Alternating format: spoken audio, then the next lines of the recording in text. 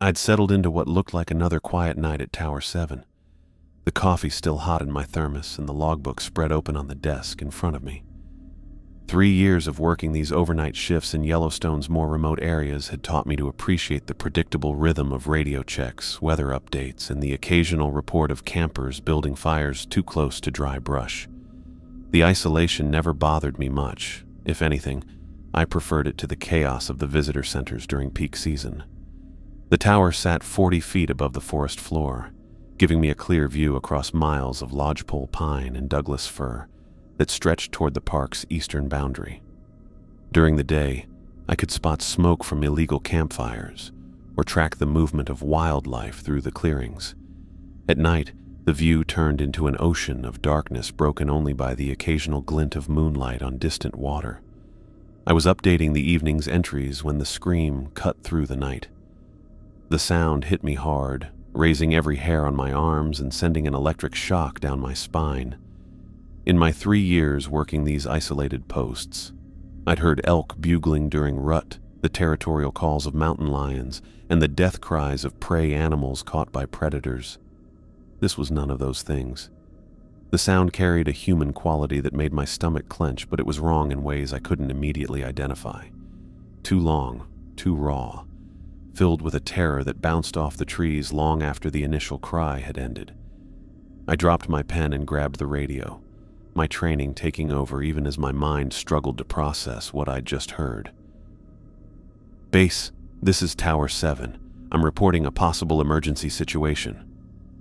Sarah's voice came back crisp and professional, the way it always did during the night shift. "Tower 7, go ahead. I just heard what sounded like a human scream coming from the northwest quadrant, approximately 2 miles from my position, requesting immediate patrol response to investigate." "Copy that, Tower 7. Patrol units are being dispatched to your area. Maintain your position and continue monitoring. Do not leave your post." "Understood, Base." I set the radio down and moved to the northwest window, pressing my face against the glass as I looked around the tree line below.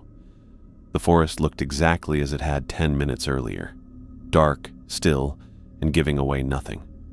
But something had changed out there, something that had made a person scream like their world was ending. The minutes crawled by with painful slowness. I checked my watch every few minutes, paced the small space of the tower cabin, and picked up the radio twice before setting it back down without calling. Sarah had been clear about staying put, and she was right to be. Tower protocol existed for good reasons, and I'd never been the type to go rogue just because my nerves were getting the better of me. But that scream kept playing in my head, and each time it did, my conviction about following orders weakened a little more. 20 minutes after my initial report, I radioed for an update. "Base, Tower 7, requesting status on the patrol response." "Tower 7, units are en route but encountering some difficulty with access roads in your sector. Continue monitoring and report any additional activity." Difficulty with access roads. That was dispatcher speak for, "It's going to take a while." The northwest quadrant was rough country, full of old logging trails that hadn't been kept up in years, and creek beds that turned into muddy traps after even light rain. If the patrol units were trying to get vehicles in there, they could be driving in circles for hours. I went back to the window and looked out at the darkness, trying to convince myself that whoever had screamed was probably already dead or had managed to get themselves to safety. Either way, there wasn't much I could do from up here except wait for the professionals to handle it. Another 20 minutes passed, then another. The silence from the forest felt heavy now, pressing down in a way that made me keep checking over my shoulder.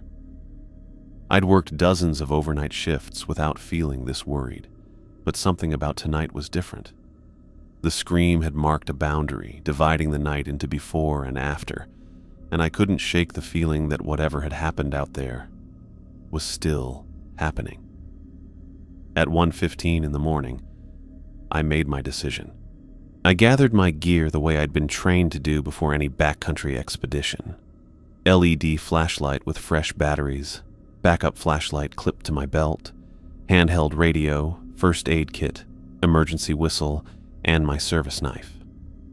I I checked the radio twice to make sure it was working, then wrote a detailed note explaining my actions and left it where Sarah or the patrol units would find it on the desk. Gone to investigate emergency situation reported at 0020 hours. Northwest quadrant, approximately 2 miles from tower. Radio contact maintained. Will report status every 30 minutes. Monsieur Walker, 0115. I locked the tower cabin, pocketed the key, and headed down the external stairs that wound around the tower's metal frame. The night air was cool against my face, carrying the scent of pine and the distant smell of a creek somewhere in the darkness. My boots rang against the metal steps, the sound bouncing off the surrounding trees in a way that made me wince. If anything was still out there, it would hear me coming from a mile away. But that scream had come from a human being, and even if the patrol units were on their way, they were clearly having trouble reaching the area. 3 years of working in wilderness rescue had taught me that the first hour after an emergency was often the most critical. If someone was hurt and bleeding out there in the dark, waiting for backup might mean the difference between a rescue and a body recovery. I reached the base of the tower and paused to get my bearings. The northwest quadrant stretched out before me, a maze of game trails and old fire roads that I knew better than most people knew their own neighborhoods. The scream had come from somewhere near Cedar Creek, where the terrain dropped into a series of small valleys that were popular with backcountry hikers. It was also an area where cell phone coverage was non-existent and where someone could easily get turned around if they were traveling at night. I turned on my flashlight and started walking, the beam cutting through the darkness ahead of me as I followed the main trail that would take me toward the creek. Behind me, Tower 7 rose like a skeletal finger against the star-filled sky, the cabin's windows reflecting my flashlight beam back at me until the trees closed in and blocked it from view. The forest felt different once I was inside it, the way it always did at night. During the day, these same trails were pleasant walks through postcard scenery. In the darkness, every shadow looked like something moving. Every snapping twig sounded like footsteps, and the spaces between the trees seemed to stretch on forever. I'd done plenty of night hiking during my training and in my early years as a ranger, but it never got completely comfortable. The darkness leveled the playing field between humans and everything else that lived out here.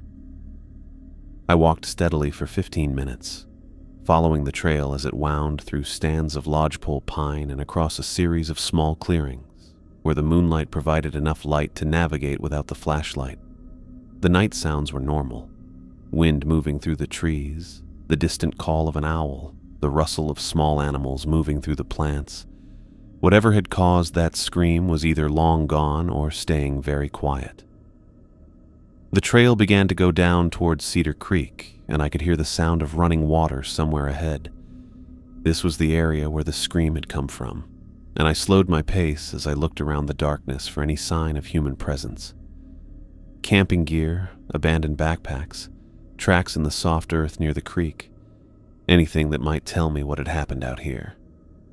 I was 20 minutes into my hike when I heard the first branch snap. The branch snap came from directly ahead, followed by the sound of something large moving through the bushes with no care for being quiet. I stopped walking and turned off my flashlight, letting my eyes adjust to the moonlight coming through the tree cover. Whatever was making that noise was coming toward me, crashing through plants in a way that suggested panic rather than hunting. I held the flashlight tighter and listened to the approaching noise. Branches snapped one after another, along with the clear sound of someone stumbling over roots and fallen logs. Human movement, definitely, but shaky and desperate.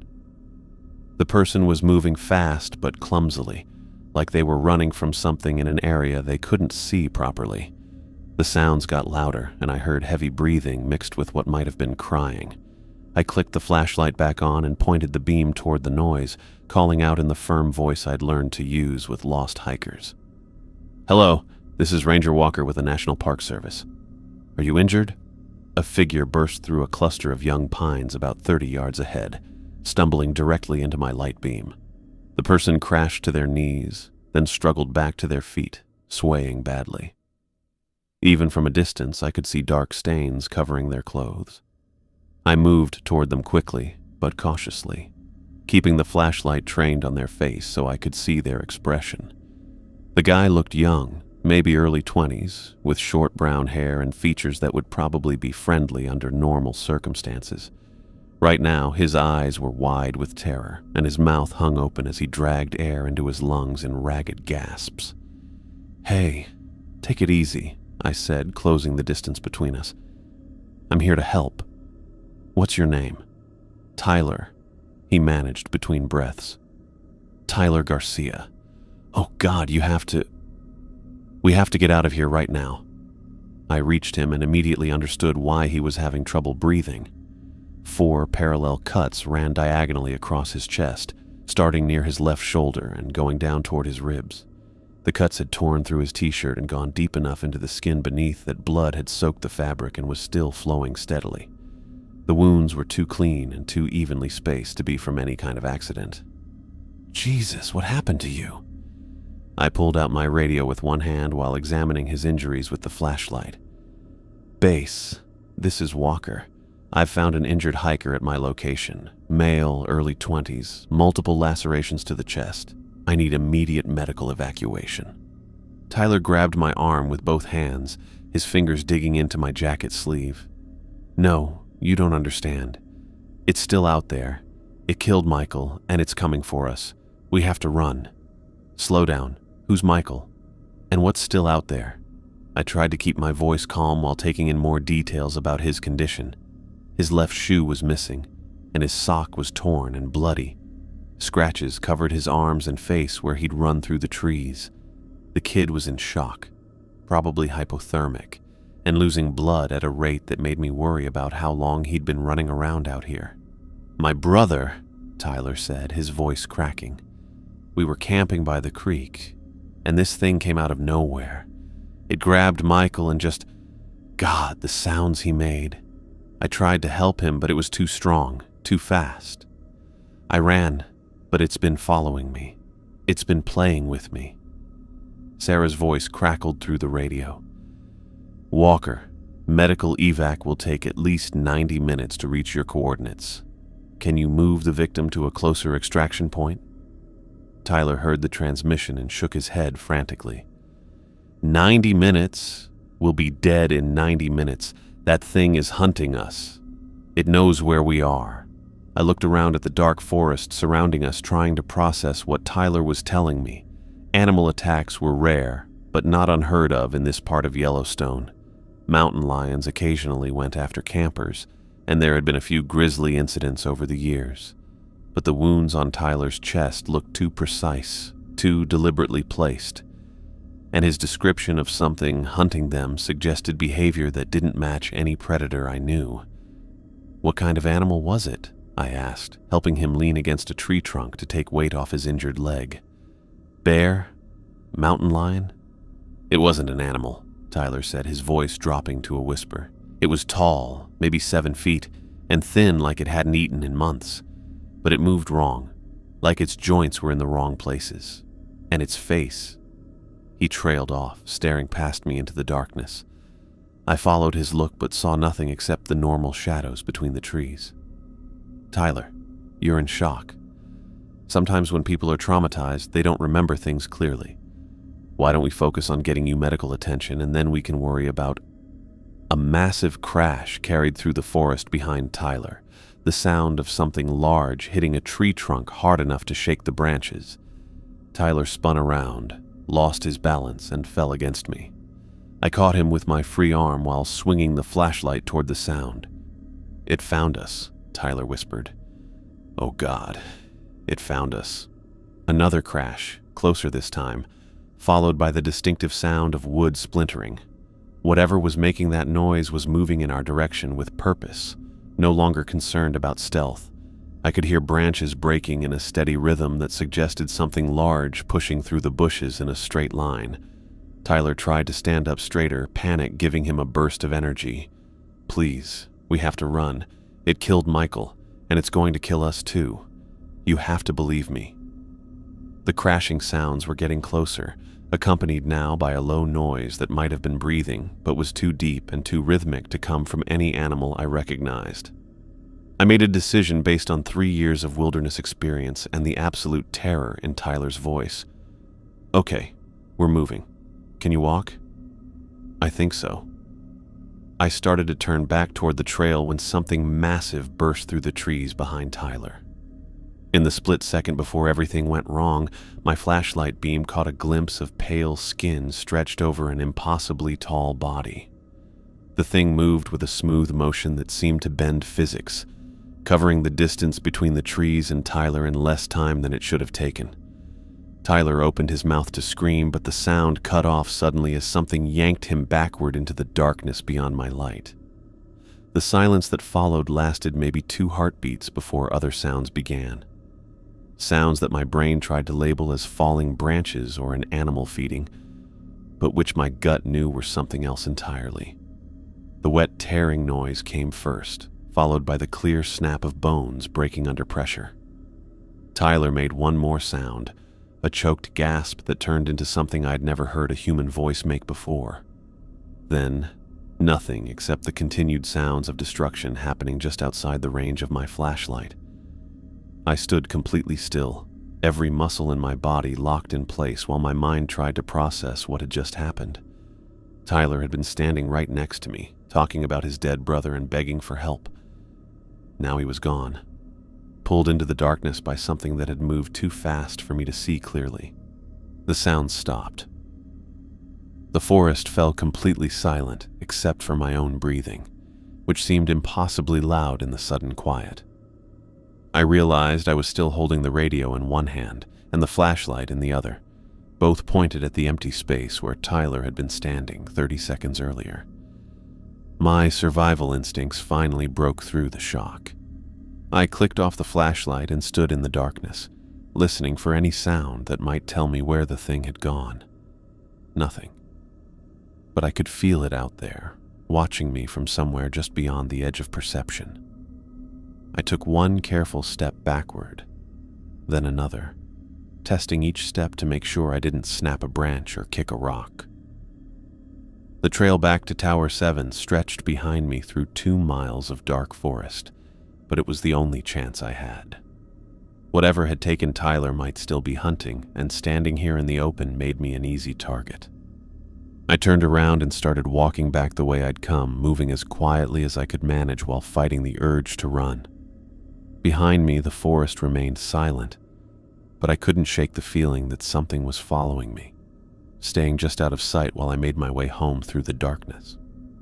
I climbed the metal stairs to Tower 7 faster than I'd ever moved before, my boots clanging against each step in a rhythm that matched my racing thoughts. Every few seconds I looked back at the tree line, expecting to see that pale figure come out from the shadows, but the forest stayed still. The radio crackled against my belt as I fumbled with the cabin keys, my hands shaking badly enough that it took 3 tries to get the door unlocked. Once inside, I slammed the door and immediately turned the deadbolt, then moved around the small space, checking every window latch. The tower cabin had been built for isolation and weather resistance, with thick log walls and heavy-duty hardware on all the openings. I tested each window lock twice, pulling on the frames to make sure they were secure. The space that had felt like a sanctuary for 3 years now felt like a trap 40 feet above the ground. I grabbed the radio and keyed it with more force than necessary.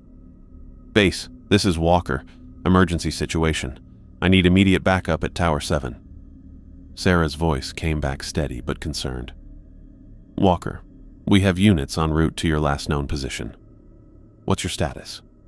"The hiker I found is dead. There's something else out here, something that killed him. I'm barricaded in the tower and I need armed backup now." A pause that lasted too long. "Walker, can you describe the threat?" I looked out the northwest window at the dark forest where Tyler had died less than an hour ago. How could I describe what I'd seen? The pale figure that moved wrong, the sounds Tyler had made as he was torn apart, the way the thing had appeared and disappeared like it was part of the darkness itself. Unknown animal, large, aggressive, and still in the area. How long until backup arrives? Units are having difficulty with the access roads. Estimated arrival time is approximately 2 hours. 2 hours. I looked around the cabin at walls that suddenly didn't seem thick enough, at windows that felt too exposed. The creature had killed Tyler in seconds, moved faster than anything that size should have been able to move. But it was an animal, and animals couldn't climb metal towers. The height would keep me safe until help arrived. I pulled my service weapon from its holster and checked the magazine. 15 rounds of standard ammunition, which had never felt like such a small number before. I'd drawn the gun exactly twice in 3 years of ranger work, both times to scare off aggressive bears. Whatever had killed Tyler was no bear, but bullets were bullets. I set the weapon on the desk within easy reach and tried to settle into the routine of waiting. The radio stayed active with occasional check-ins from patrol units reporting their slow progress through the muddy back roads. I gave Sarah updates every 15 minutes, confirming my position and status while looking around the tree line for any sign of movement. The forest remained quiet. Normal night sounds gradually returned as the time stretched past 3 in the morning. The distant call of an owl, wind moving through the pine branches, the faint sound of Cedar Creek flowing somewhere in the darkness. Whatever had killed Tyler seemed to have moved on, maybe following some animal instinct to put distance between itself and the scene of its attack. I was starting to convince myself that the worst was over when I heard Tyler's voice. "Mason? Mason, are you up there?" The words drifted up from somewhere near the base of the tower, clear enough that I could make out every syllable. I moved to the window and peered down, but the shadows were too deep to see anything at ground level. "Mason, please help me. I got away, but I'm hurt bad. I need help." Every muscle in my body went tight. I'd watched Tyler die. I'd heard the sounds as something tore him apart just beyond the range of my flashlight. The voice calling my name from the darkness below belonged to a dead man. "I know you're up there, Mason. I can see the light in your window. Please, I'm bleeding and I can't make it much farther." The voice was wrong. It carried Tyler's words and tone, but something was missing. The emotion, the natural rhythm of human speech. It sounded flat, mechanical, like someone reading lines off a script without understanding what they meant. I picked up the radio, keeping my voice as quiet as possible. "Base, this is Walker. The threat has returned to my location. Do not send ground units. Repeat, do not send ground units until I give the all clear." "Copy, Walker. Are you secure in your position?" Before I could answer, something hit the base of the tower hard enough to make the entire structure shake. The impact came from directly below, followed by the sound of metal grinding against metal. I grabbed my flashlight and pointed it down toward the base, but the beam couldn't reach through the darkness underneath the platform. Another impact, stronger this time.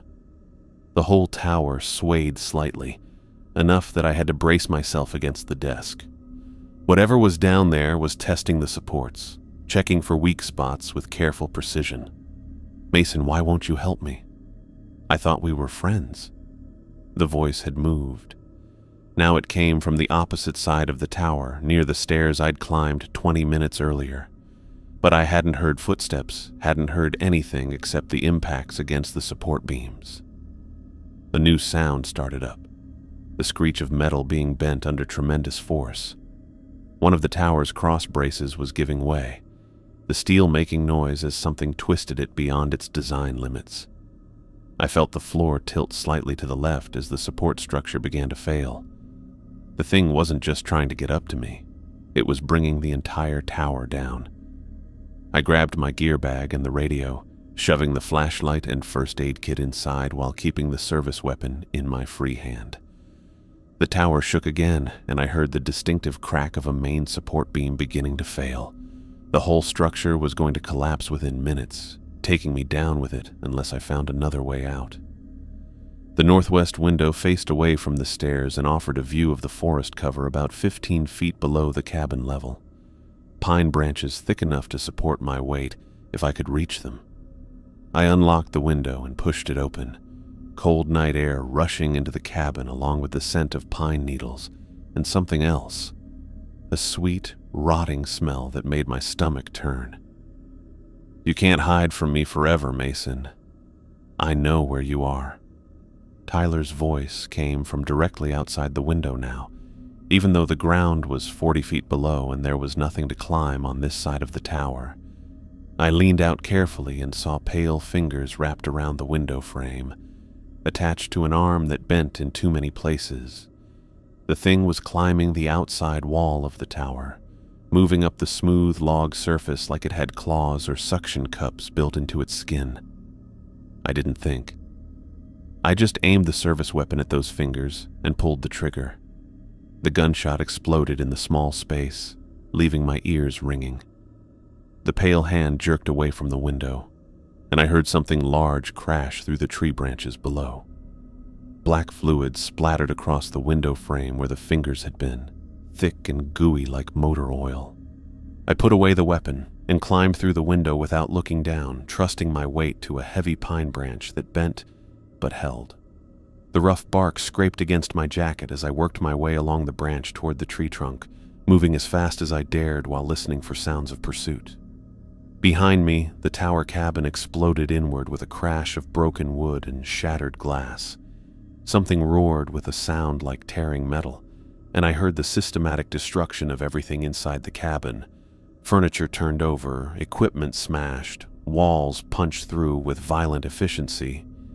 I reached the tree trunk and half climbed, half fell to the forest floor, landing hard on my shoulder but keeping hold of my gear. The tower continued to shake and groan as the thing took out its rage on my former safe place, tearing apart the place where I'd spent 3 years of quiet nights. "Mason," Tyler's voice called from inside the ruined cabin, perfectly calm now. "Mason, where did you go? I just want to talk." I ran into the forest without looking back, following the trail by memory and moonlight while the sounds of destruction moved away behind me. Branches whipped across my face and my boots caught on hidden roots, but I kept moving deeper into the darkness, where something that wore a dead man's voice couldn't corner me 40 feet above the ground. The last thing I heard before the forest swallowed all other sounds was that horrible copied voice still calling my name, patient and stubborn as it searched through the wreckage of my former life. My boots hit the forest floor hard, catching on roots and loose rocks that I couldn't see in the dark. I'd been moving for what felt like hours, following game trails and old fire roads by memory and instinct, putting as much distance as possible between myself and the ruined tower. Every few minutes I clicked on the flashlight just long enough to get my bearings, then turned it off again before whatever was hunting me could track the light. The gear bag bounced against my back with each step, and my shoulder hurt where I'd hit the ground climbing out of the pine tree. Blood from the cuts on my face had dried and pulled at my skin when I moved my jaw. But I kept running because stopping meant thinking about what I'd seen, about Tyler's voice coming from something that definitely wasn't Tyler anymore. Branches hit my jacket and caught my sleeves as I pushed through stands of young lodgepole pine. The forest went on forever in all directions, mile after mile of wilderness that had felt like protection during my years of tower duty, but now seemed like a maze designed to trap me with whatever was following behind.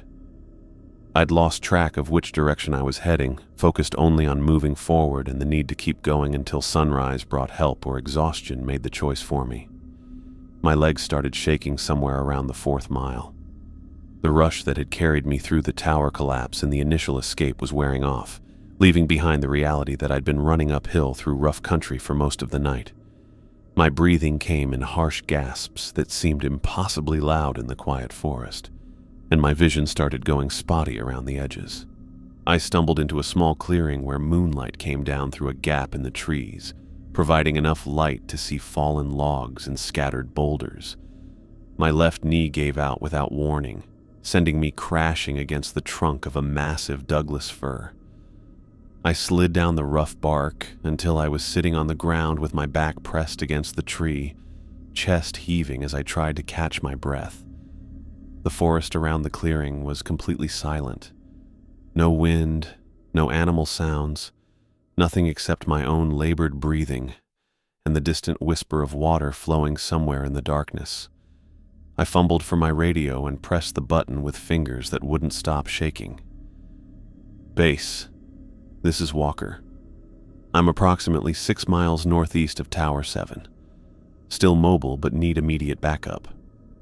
Static answered me. I tried again, adjusting the frequency, but got nothing except electronic snow. Either I was too far from the main communications array or something was interfering with the signal. Either way, I was on my own until I could reach higher ground or get closer to one of the relay stations scattered throughout this sector. I closed my eyes and focused on slowing my breathing, trying to ignore the way every shadow seemed to move when I wasn't looking directly at it. The creature had destroyed my tower and chased me for miles, but it was still just an animal. Animals got tired, lost interest, moved on to easier prey. I just needed to stay hidden until morning brought search teams and enough daylight to make tracking easier. That's when I heard it moving through the trees. The sounds came from multiple directions at once, branches breaking to my left, footsteps circling around behind the clearing, the soft whisper of something large pushing through bushes. But the movement was wrong, too deliberate and too coordinated. Whatever was out there was taking its time, making sure I knew it was closing in. Mason?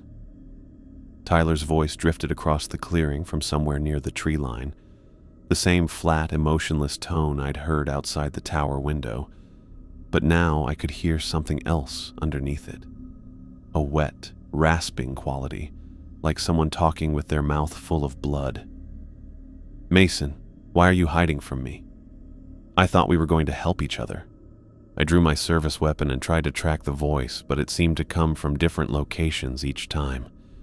First from the trees directly ahead, then from my left, then from somewhere behind me that should have been impossible to reach without me hearing approach footsteps. I'm hurt, Mason.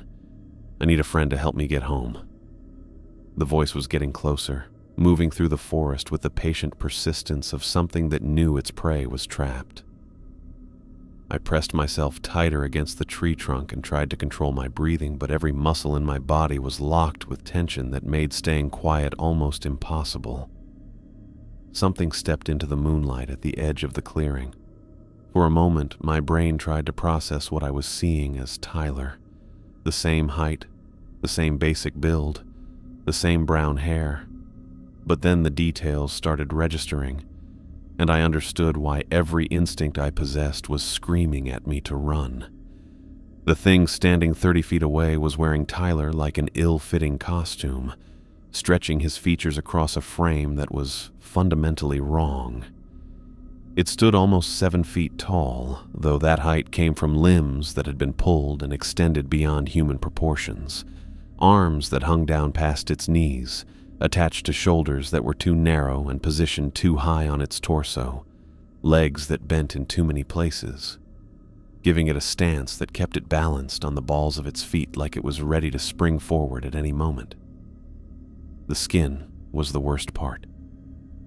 Tyler's face had been stretched across a skull that was the wrong shape, creating a permanent grin that split his features from ear to ear. The mouth was too wide and filled with teeth that started normal in front but became increasingly sharp toward the back, creating rows of points that caught the moonlight like broken glass. The eyes were Tyler's eyes, but they reflected light like an animal's, and they never blinked. "There you are," it said in Tyler's voice, though the words came out distorted by that massive grin. "I've been looking everywhere for you." The creature started walking toward me with a smooth motion that ignored normal joint limitations. Its arms swayed back and forth like pendulums, and its head tilted at an angle that would have broken a human neck. Every step was perfectly silent, its feet making no sound at all against the forest floor. I raised the service weapon with both hands, trying to get a clear sight picture while my whole body shook. "Stay back. Don't come any closer." The thing stopped about 15 feet away and tilted its head in the other direction. studying me with those unblinking eyes. "You don't need that gun, Mason. I'm your friend Tyler, remember? We met earlier tonight when you helped me with my injuries." It pointed toward its chest with one impossibly long arm, showing the torn fabric where I'd seen Tyler's real wounds. But underneath the ripped shirt, the skin was pale and unmarked, stretched tight over ribs that stuck out at sharp angles. "You're not Tyler," I said, surprised that my voice came out steady. "Tyler is dead." The grin got wider, pulling the stolen features into something that looked like it might split apart at any moment. Dead is such a limiting concept, don't you think? Tyler and I have become very close. We're sharing so much together now. It took another step forward, raising one hand toward me with fingers that were too long and had too many joints. The fingernails had grown into curved claws that looked sharp enough to slice through muscle and bone. "Don't you want to be close friends too, Mason? Don't you want to share what Tyler and I are sharing?" The gunshot exploded through the clearing like thunder, bouncing off the surrounding trees and leaving my ears ringing. The creature spun around as black fluid sprayed from its left shoulder, hitting the moonlit ground in a pattern that looked more like motor oil than blood. Another figure came out from the tree line behind the creature, rifle raised and aimed. The newcomer was human, definitely human, wearing ranger gear and moving with the controlled precision of someone who knew exactly what he was dealing with. The creature let out a sound that started as Tyler's voice screaming but became something else entirely. A metallic shriek like tearing steel that seemed to come from multiple throats at once. It spun toward the new threat, its injured arm hanging at an unnatural angle while black fluid continued to pour from the wound. The ranger fired again, the bullet catching the creature center mass and spinning it around. More of that thick black substance hit across the clearing, but the thing didn't go down. Instead, it gathered itself and jumped toward the tree line in a series of fluid leaps that covered impossible distances, disappearing into the darkness between one heartbeat and the next. The forest fell silent except for the ringing in my ears and the sound of spent brass hitting the ground. The ranger kept his rifle trained on the spot where the creature had vanished for a long moment before slowly lowering the weapon and turning toward me. "You hurt?" he asked, his voice carrying the authority of someone used to taking charge in crisis situations. I holstered my service weapon and tried to stand up, my legs still shaking from exhaustion and adrenaline. "Nothing serious. You?" "I'm fine. Name's Louis Johnson." He walked over and offered me his hand, helping me get steady on my feet. "I've been tracking that thing for months. Heard the gunshots from your tower and figured it had found someone else." Louis looked to be in his early 40s with the weathered features and alert posture of someone who'd spent years in the backcountry. His rifle was different from standard Park Service equipment. Longer barrel, heavier stock, and a scope that looked military grade. Whatever ammunition he was using had actually hurt the creature, something my service weapon couldn't do. "What the hell was that thing?" I asked, looking at the black stains scattered across the clearing where the creature's blood had hit the ground. Louis slung his rifle across his shoulder and checked his watch. "Something that shouldn't exist, but does anyway. We need to get you out of here before it decides to come back with friends." He pointed toward the eastern edge of the clearing where I could make out what might have been a trail leading downhill. "My truck's about 2 miles that way. You up for a walk, or do I need to carry you?" I shouldered my gear bag and tested my legs. They were still shaky but functional.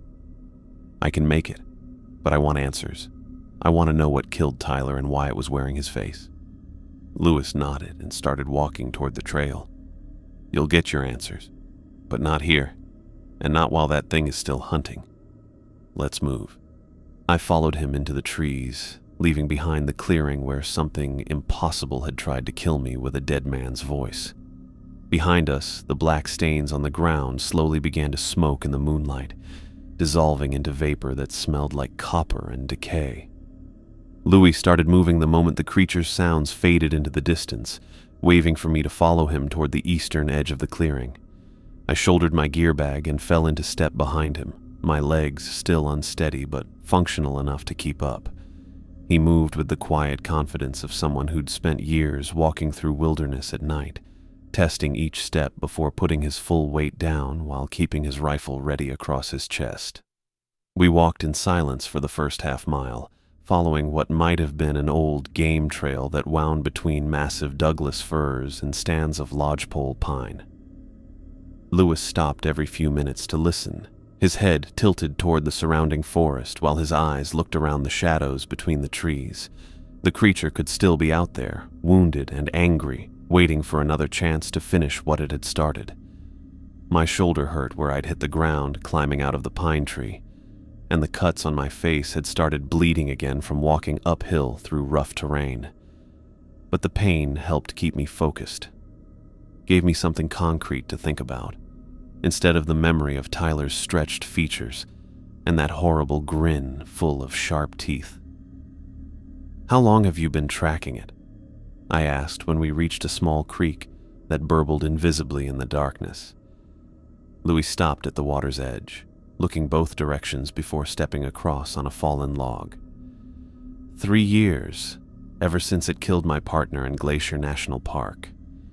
He said it matter-of-factly, like he was discussing the weather, but I caught the tightness around his eyes when he mentioned his partner. 3 years of hunting something that had already taken someone important to him.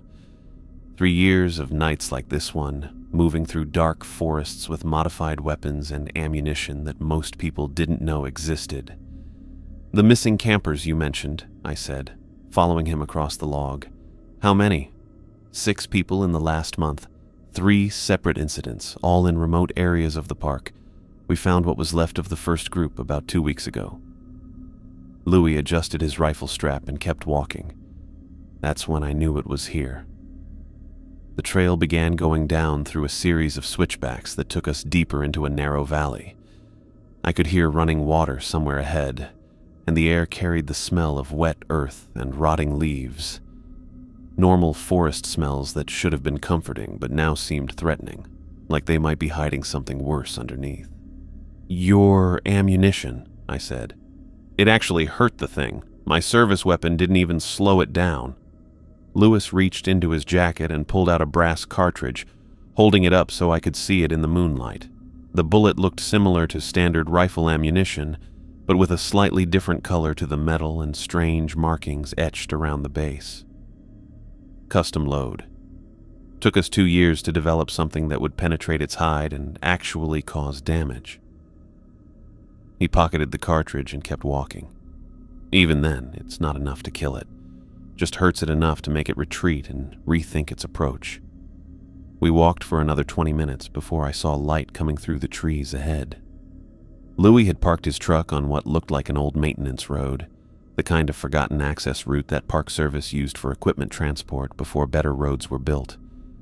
The vehicle was a modified Ford F-250 with a heavy-duty brush guard and oversized tires designed for backcountry travel.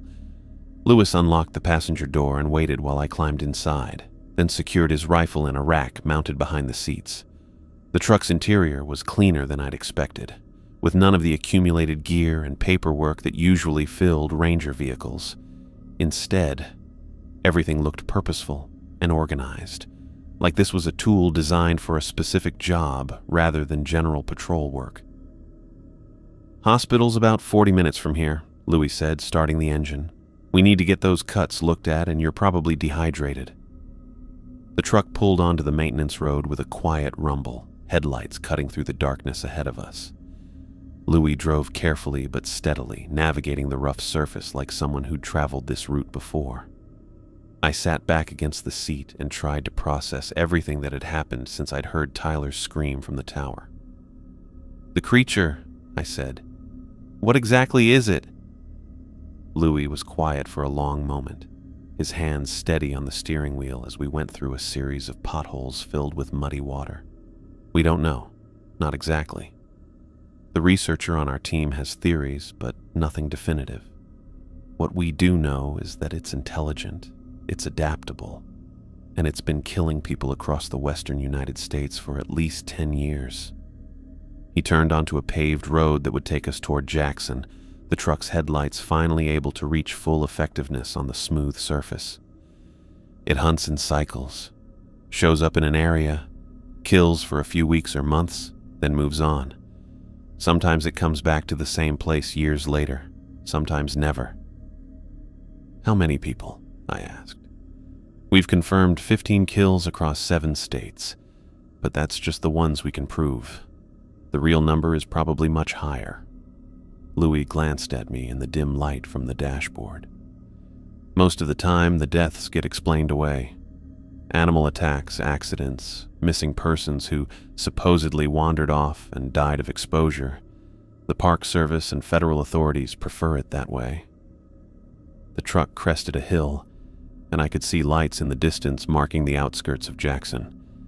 Normal lights from normal buildings where normal people were sleeping peacefully, unaware that something impossible was hunting in the wilderness just outside their comfortable world.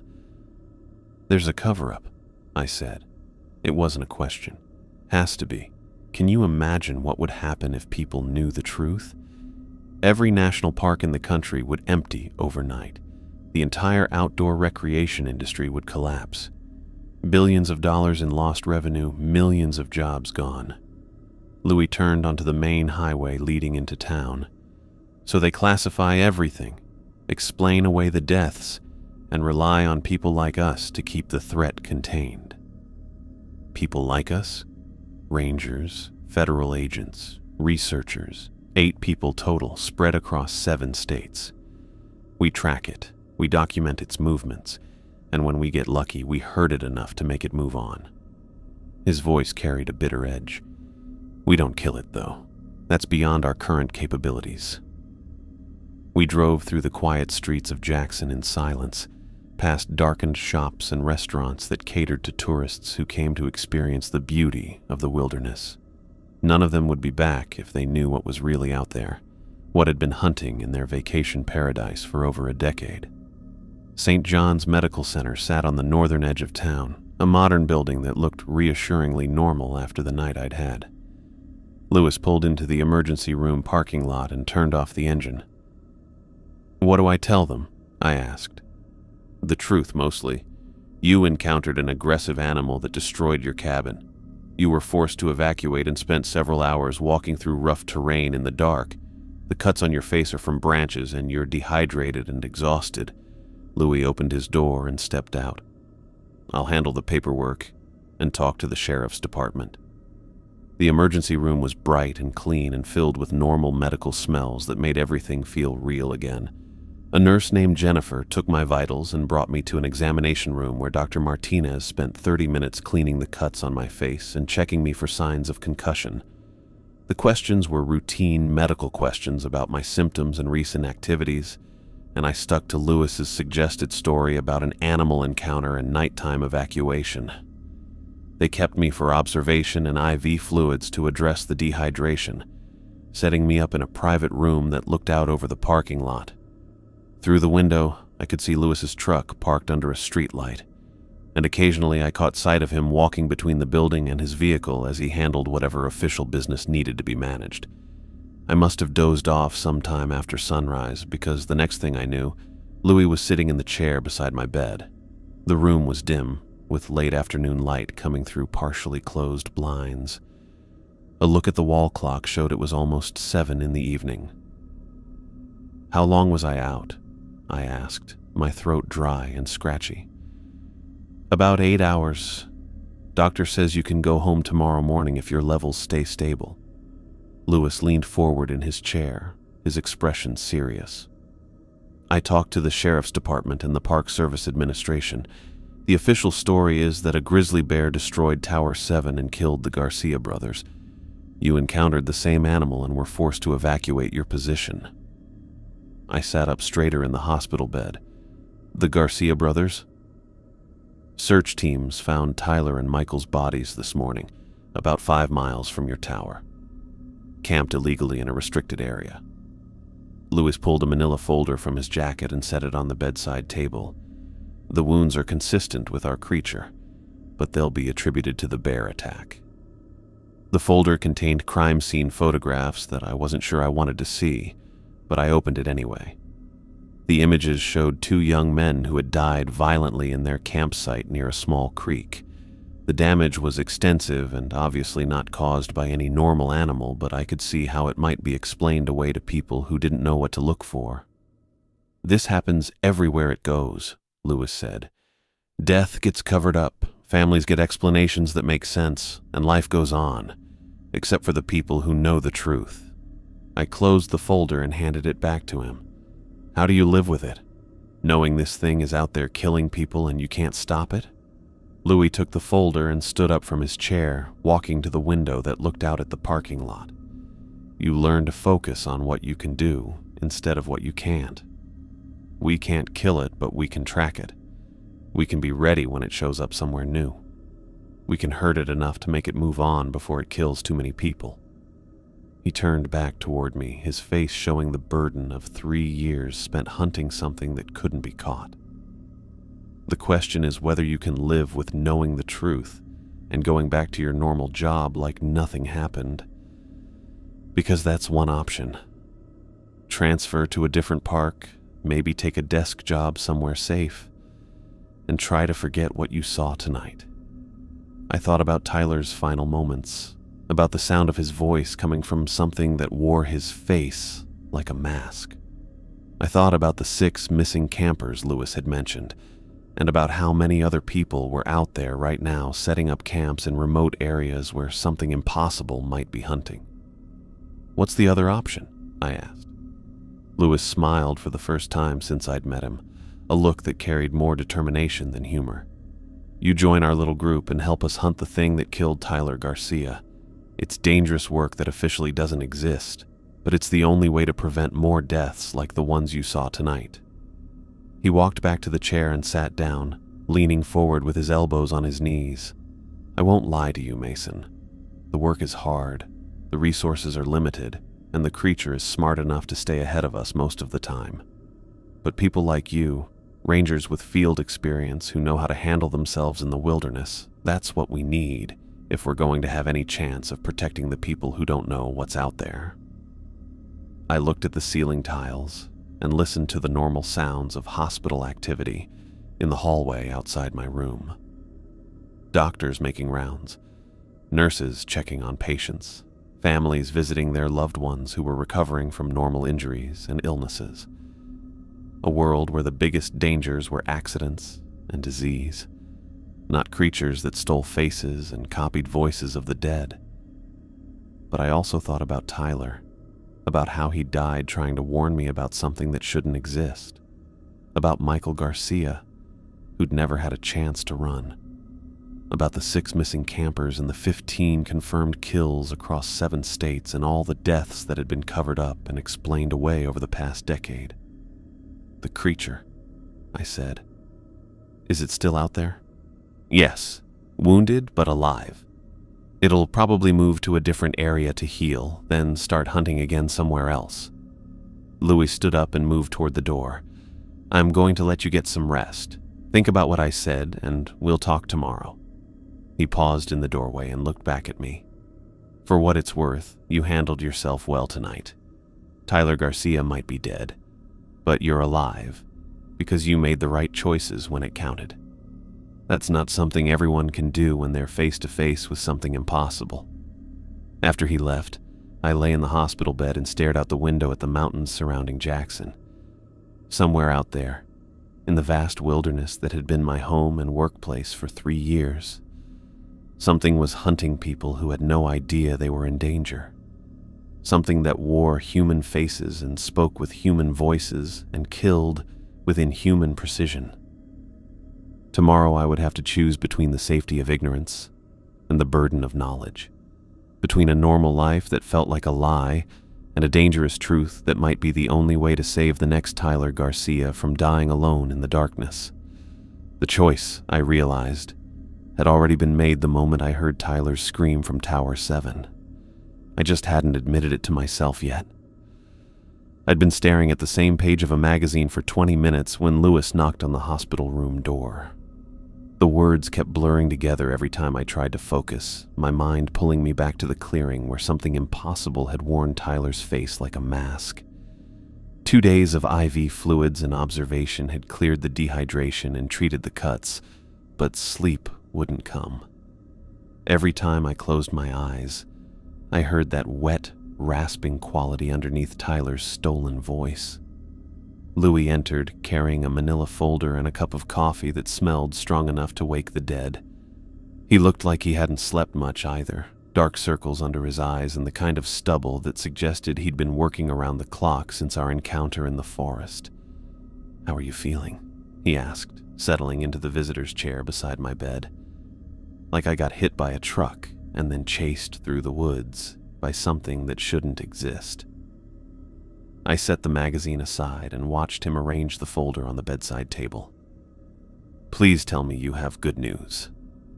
Louis opened the folder and pulled out a stack of photographs, handling them with the careful way of someone who'd seen too many crime scenes. "Search teams found the Garcia brothers this morning. Campsite was about 5 miles northwest of your tower, right along Cedar Creek, where you heard the original scream." He handed me the first photograph, and I had to force myself to look at it properly. Tyler and Michael Garcia had died at what appeared to be a well-established campsite, complete with a fire ring and cleared sleeping area that suggested they'd been there for several days. Their tent was torn apart, gear thrown across a 20-foot radius like someone had exploded a bomb inside their camp. The second photograph showed the bodies themselves, and I understood immediately why Louis had been reluctant to share these images. Both brothers had wounds that were surgical in how precise they were, long parallel cuts that went deep enough to show bone in some places. The spacing was too regular, and the angles too planned for any animal I'd ever seen. "Official cause of death?" I asked, though I already knew the answer would be insufficient. "Grizzly bear attack. Single adult male, estimated weight between 4 and 500 pounds. Louis pulled out another photograph that showed claw marks on a nearby tree trunk. "Sheriff's Department found tracks and scat that support the theory, plus hair samples caught on broken branches."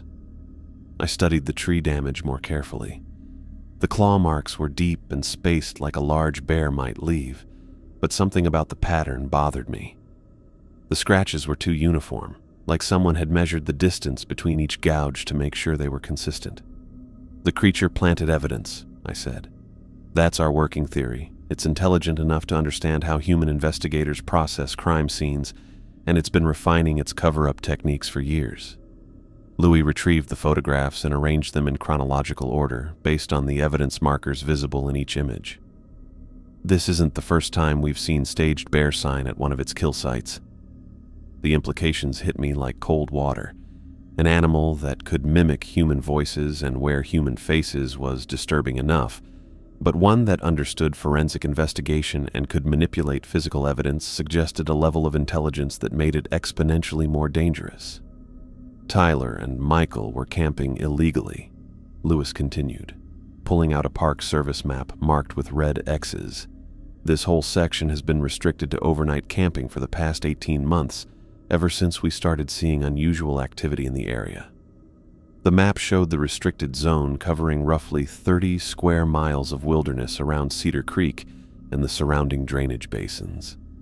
3 additional red marks indicated locations where other incidents had occurred, forming a rough triangle with Tyler and Michael's campsite at the center. "Other disappearances?" I asked.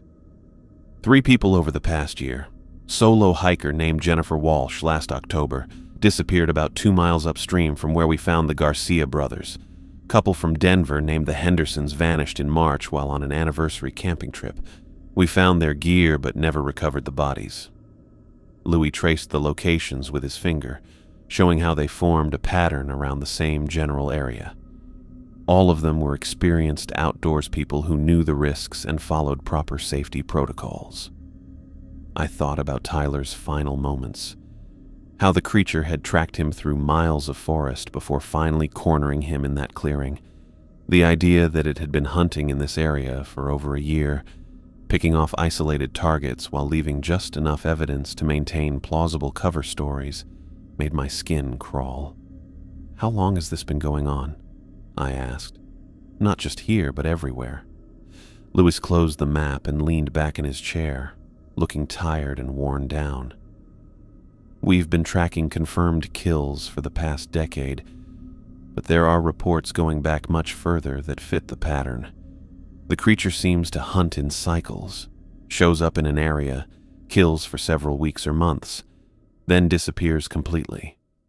Sometimes it comes back to the same location years later, sometimes never. He opened a different section of the folder and pulled out a summary sheet covered with locations, dates, and victim counts. The data stretched across 7 western states, from Washington down to Arizona, with clusters of activity that moved in no predictable pattern. 15 confirmed kills that we can definitively attribute to the creature, Louis said, but that's just cases where we had direct involvement or access to evidence that couldn't be explained away. The real number is probably 3 or 4 times higher. I scanned the list of locations and dates, recognizing several national parks and wilderness areas where I'd worked or spent time.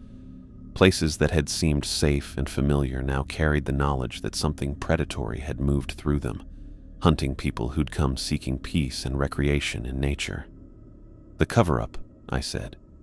How high does it go? High enough. Park Service Administration, FBI, couple of senators who sit on the appropriate committees. The official position is that public knowledge would cause mass panic and destroy the outdoor recreation industry overnight. Lewis retrieved the summary sheet and returned it to the folder. Think about it.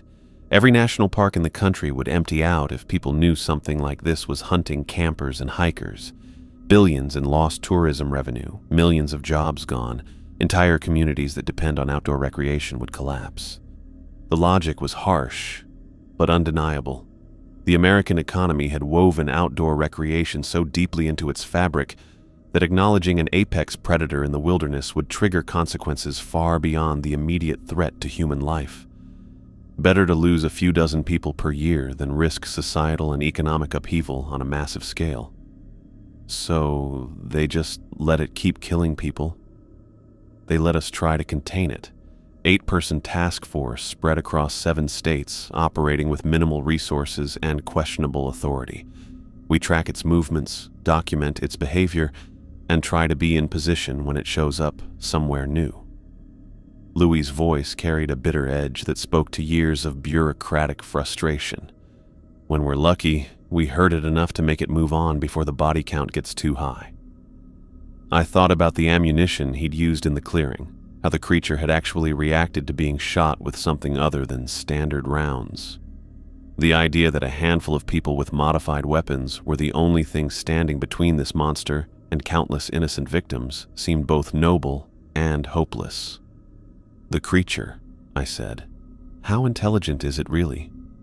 Louis was quiet for a moment, thinking carefully about his answer.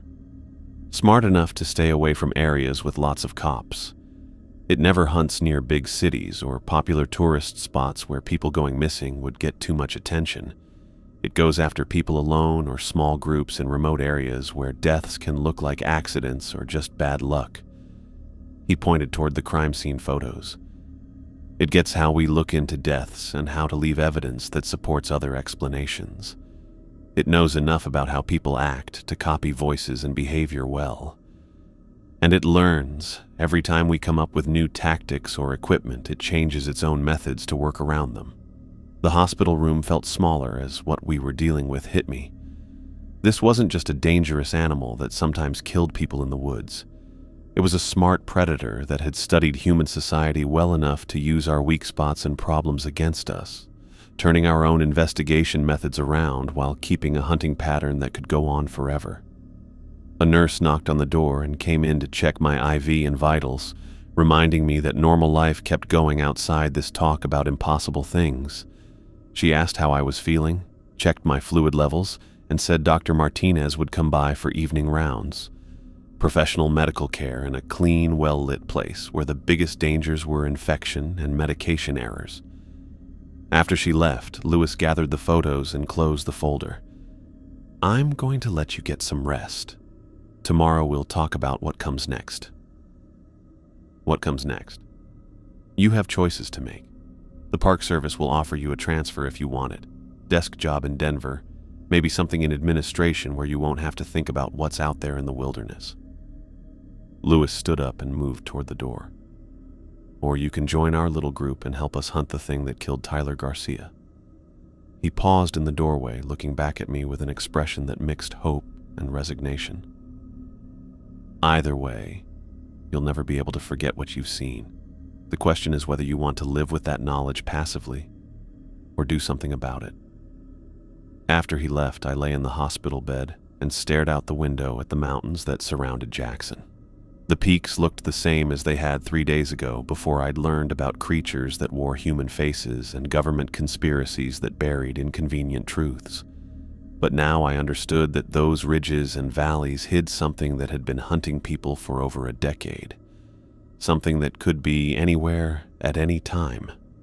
Somewhere out there, the creature was healing from the wounds Louis had given it, probably already planning its next move to a new hunting ground where fresh victims waited unknowingly. And somewhere else, 8 people with modified weapons and limited resources were trying to track an intelligent predator across millions of acres of wilderness, racing against time and bureaucracy to prevent the next Tyler Garcia from dying alone in the darkness. The choice Louis had offered wasn't really a choice at all.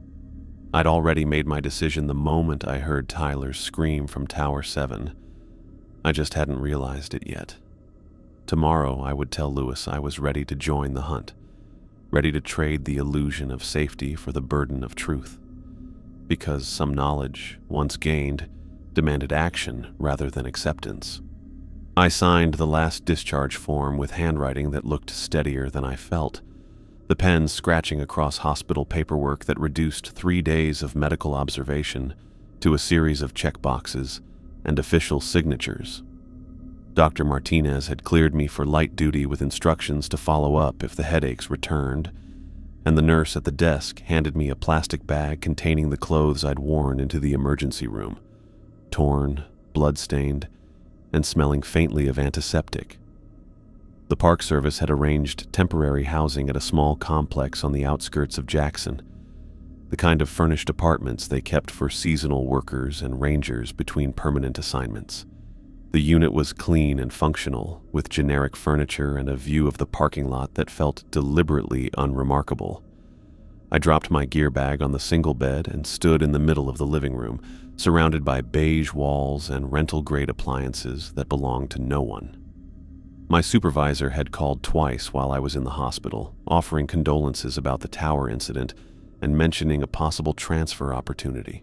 The Denver regional office had an opening in resource management, desk work, regular hours, no overnight assignments in remote locations. Safe work for someone who'd been through a traumatic experience with dangerous wildlife. I walked to the kitchenette and opened the refrigerator, finding it stocked with basic supplies that some administrative assistant had arranged. Milk, bread, sandwich meat, and a 6-pack of beer that suggested someone understood what I might need after 3 days of hospital food and IV drips. I opened one of the bottles and sat on the couch, staring at the television that remained turned off. Sleep had been the biggest problem during my stay at St. John's. Every time I closed my eyes, I heard Tyler's voice calling my name from outside the tower, that flat, emotionless tone that copied human speech, without understanding human emotion. The nursing staff had offered sleeping pills, but pharmaceutical unconsciousness felt like giving up control to something I wasn't ready to let go of. The nightmares were worse than simple fear. In them, Tyler stood at the edge of clearings or outside windows, wearing that impossible grin while his stretched features asked why I hadn't helped him, why I'd let him die alone in the darkness. Sometimes the dream Tyler would remove his face like a mask, showing something underneath that was too horrible to remember clearly upon waking. But alongside the horror, I'd discovered something unexpected. Anger. Not the helpless rage of trauma, but a focused fury directed at the thing that had killed Tyler Garcia and Michael Garcia and 15 other people across 7 states. The creature had been hunting for over a decade, while bureaucrats classified the deaths and families received explanations that made everything seem like tragic accidents or bad luck. My phone buzzed with a text message from an unknown number. "Mind if I stop by? We should talk. Louis." I texted back my address and apartment number, then spent the next 20 minutes pacing between the kitchen and living room while trying to organize my thoughts. Louis had saved my life in that clearing, but he'd also opened my eyes to a reality that made the world feel fundamentally different. Knowledge that couldn't be unknown, truth that demanded some kind of response. When Louis knocked on the door, I found him looking as tired as I felt. He carried a manila folder and a paper bag that smelled like Chinese takeout. Practical items that suggested he'd come prepared for a long conversation. "How are you holding up?" he asked, settling onto the couch while I cleared space on the coffee table for the food containers. "Better than I expected. Worse than I hoped." I opened the bag and found enough food for both of us, realizing I hadn't eaten anything substantial since breakfast. The nightmares are rough, but I'm dealing with them. Louis handed me a container of fried rice and kept the kung pao chicken for himself. Nightmares are normal after what you went through. Most people who run into the creature and survive end up with some form of PTSD. The ones who don't get help usually end up drinking too much or taking unnecessary risks in the field. And the ones who do seek help? They learn to channel the trauma into something productive, like joining a task force that hunts the thing that gave them nightmares in the first place. Louis opened his container and started eating, his matter-of-fact tone suggesting this conversation was a familiar one. "Your supervisor called me about the Denver transfer offer. Desk job in resource management, good benefits, minimal field work." I ate in silence for a few minutes, thinking about fluorescent lights and filing cabinets and budget meetings that dealt with theoretical resources rather than actual wilderness. Safe work that would pay the bills and provide health insurance, while keeping me away from remote areas where impossible things hunted campers. "It's a good offer," Louis continued. "Chance to start over somewhere new, away from reminders of what happened here. A lot of people would take it without thinking twice. But you don't think I should?" Louis set down his chopsticks and looked at me directly. "I think you should do whatever lets you sleep at night. But I also think you understand something most people don't, that there's a monster out there killing innocent people, and only a handful of us know enough to do anything about it." He opened the manila folder and pulled out a photograph showing a family of 4 standing beside a camping tent. Parents in their 30s with 2 young children, all smiling at the camera with the kind of happiness that came from shared adventures in beautiful places. The Henderson family disappeared in March during an anniversary camping trip near Cedar Creek, about 2 miles from where we found the Garcia brothers. Louis placed the photograph on the coffee table between us. Park Service found their campsite but never recovered the bodies. Official explanation was that they got lost during a hike and died of exposure. The second photograph showed the Hendersons' abandoned campsite, tent still standing but gear scattered in the same deliberate pattern I'd seen in the Garcia crime scene photos. The precision of destruction that suggested intelligence rather than random animal behavior. "The creature had been hunting in your area for months before it killed Tyler and Michael," Louis said. 3 confirmed victims, plus who knows how many others who just vanished without leaving enough evidence to investigate properly. I studied the family photograph, thinking about 2 children who'd gone camping with their parents and never come home. About how their deaths had been explained away as navigation errors and bad weather while the real killer moved on to hunt somewhere else. "How many people are in your task force?" I asked. 8 total. 4 park rangers, 2 FBI agents, 1 fish and wildlife investigator, and a researcher from the University of Montana who's been studying similar entities for 20 years. Louis retrieved the photographs and returned them to the folder. "We operate with minimal official support and questionable authority, but we're the only people with the knowledge and resources to track this thing." "Similar entities?" Dr. Sarah Chen, our researcher, believes there might be more than one creature, different species or subspecies maybe, with slightly different hunting patterns and physical characteristics. Louis finished his food and leaned back on the couch. "She's the one who developed the ammunition that can actually hurt them.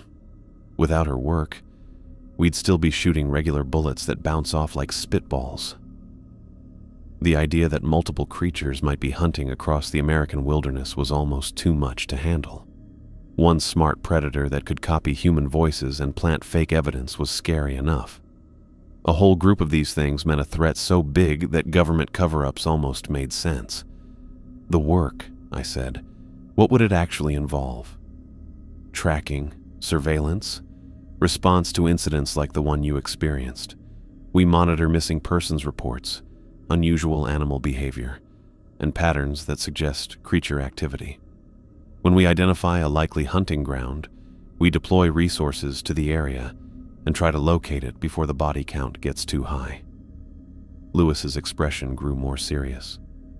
Sometimes we succeed in wounding it enough to make it relocate. Sometimes we arrive too late and just document another crime scene. And sometimes people like you encounter it unexpectedly and have to make split-second decisions that determine whether they live or die. Louis stood up and walked to the window, looking out at the mountains that had been his hunting ground for 3 years. You handled yourself well in that clearing, Mason. You kept your head when most people would have panicked, and you made choices that kept you alive long enough for backup to arrive.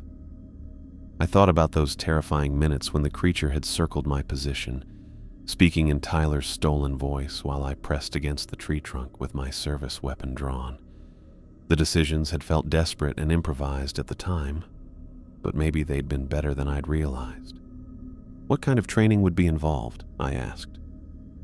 Couple weeks of intensive preparation, recognition of creature sign, specialized weapons training, tactical communication protocols, and psychological conditioning to help you function when encountering something that shouldn't exist. Louis turned back toward me, his expression hopeful but patient. The work is dangerous and it's officially classified, but it's also the most important thing any of us has ever done. Because no one else knows the truth. Because no one else can know the truth. Can you imagine what would happen if word got out about intelligent predators hunting in our national parks? Every wilderness area in the country would empty overnight. The entire outdoor recreation industry would collapse, taking millions of jobs and billions in economic activity with it. Louis sat back down on the couch, his voice carrying the weight of years spent carrying terrible knowledge. So we do the work quietly, without recognition or official support, because it's the only way to protect both the victims and the society that depends on never knowing they exist. I finished my food and set the container aside, thinking about Tyler's final moments and the sound his voice had made coming from something that wore his face, about the Garcia brothers who'd just wanted to go camping, and the Henderson family who'd planned an anniversary celebration in the wilderness, and all the other victims whose deaths had been explained away as accidents or bad luck. The creature, I said. Is it still in the area? No. Our tracking suggests it moved north after the encounter in the clearing, probably heading toward Glacier National Park, following its typical pattern of hunting for a few weeks before relocating to avoid detection. Louis collected the empty food containers and put them back in the paper bag. Which means there are fresh potential victims in a new hunting ground, people who have no idea something impossible is moving through their wilderness. The anger I'd been carrying since the hospital flared stronger, focused now on the knowledge that the creature was already selecting new targets while I sat in temporary housing debating career options.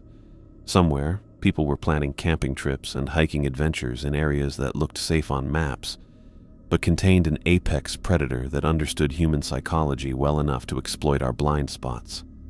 If I join your task force, I said, what happens to my official position with the Park Service? You'd be transferred to roving patrol duties that provide cover for task force operations. On paper, you're conducting routine wilderness checks and interagency coordination. In reality, you're tracking a monster that kills people. Louis stood up and moved toward the door, giving me space to process the decision. Think about it tonight. I'll be in town through tomorrow if you want to talk more. After he left, I sat in the quiet apartment and tried to imagine returning to normal ranger duties, doing campground checks, helping lost hikers, writing reports about bear encounters and trail maintenance needs. Useful work that served the public while ignoring the knowledge that something far more dangerous than bears was hunting in areas where I might send families for safe camping experiences. The alternative was joining a secret task force that fought creatures which shouldn't exist, Work that was dangerous and officially didn't happen, but might be the only thing preventing more deaths like Tyler's. Trading the illusion of safety for the burden of truth, accepting responsibility for knowledge that couldn't be unknown. I opened another beer and walked to the window, looking out at the mountains where the creature had hunted for months before I'd run into it in that clearing. Tyler Garcia had died trying to warn me about something impossible. And now I had to decide whether his death would mean something or just become another covered-up tragedy in a long chain of official lies.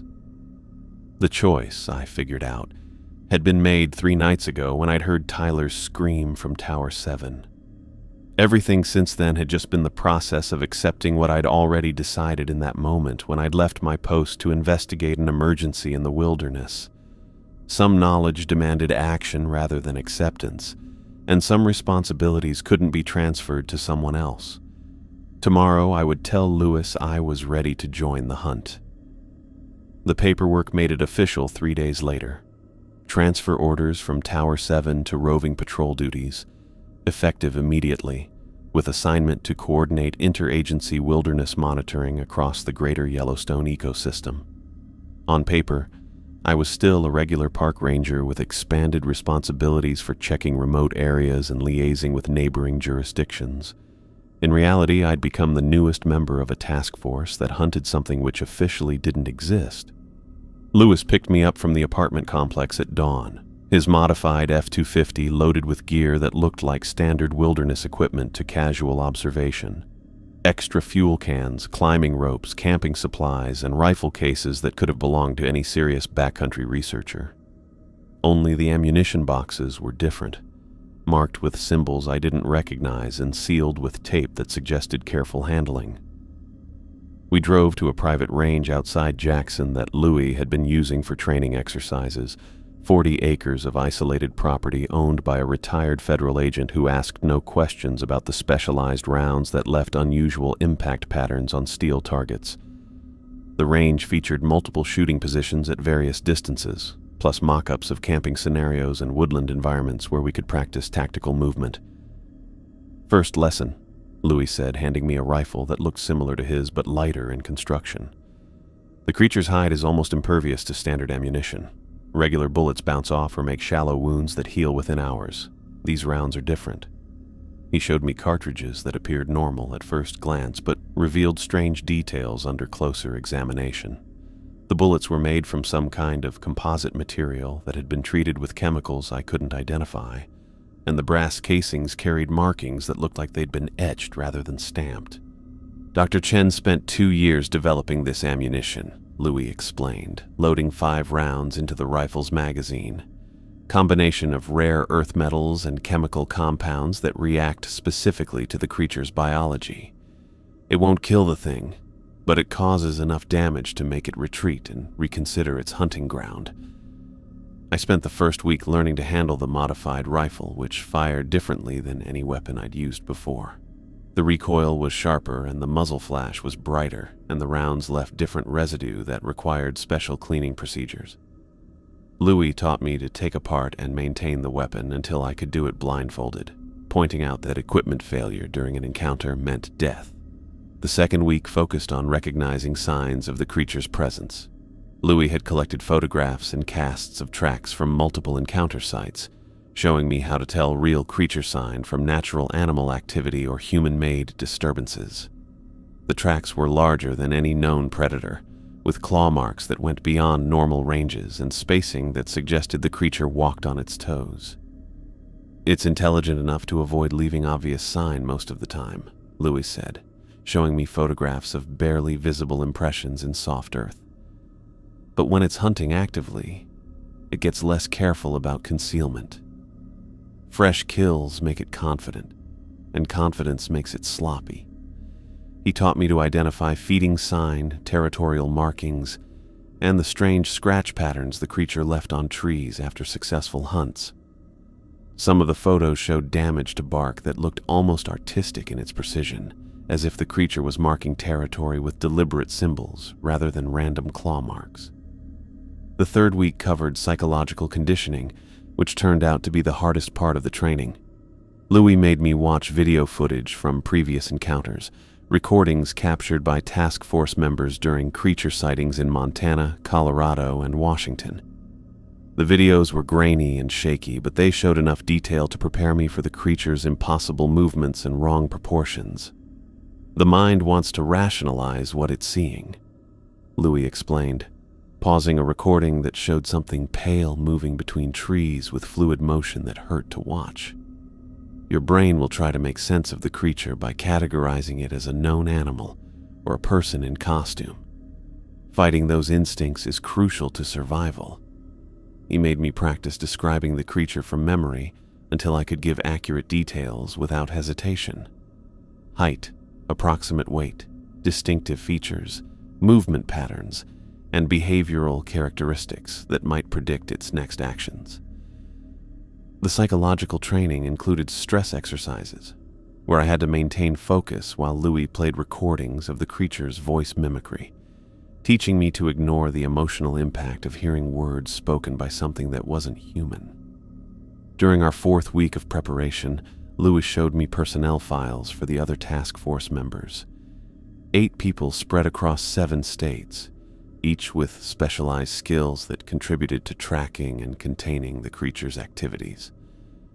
Dr. Sarah Chen at the University of Montana served as the team's researcher and ammunition developer, while FBI agents Jennifer Walsh and Mark Stevens provided federal resources and access to missing persons databases. Resources are always limited, Louis said, reviewing incident reports from the past year. We operate on a shoestring budget with equipment that's technically borrowed from various agencies. Most of our intelligence comes from monitoring missing persons reports and cross-referencing them with environmental factors that suggest creature activity. The task force tracked patterns across multiple states, looking for clusters of disappearances in remote areas that shared geographic or seasonal characteristics. They'd identified hunting cycles that lasted between 6 and 12 weeks, followed by dormancy periods when the creature seemed to disappear entirely before emerging somewhere new. Louis explained that their success rate was mixed at best.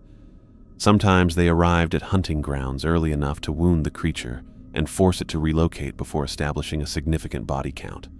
Other times they found crime scenes days or weeks after the fact, documenting evidence while local authorities classified the deaths as animal attacks or accidents. "We've prevented maybe 30 kills over the past 3 years, Louis said, his tone carrying the weight of lives saved and lives lost.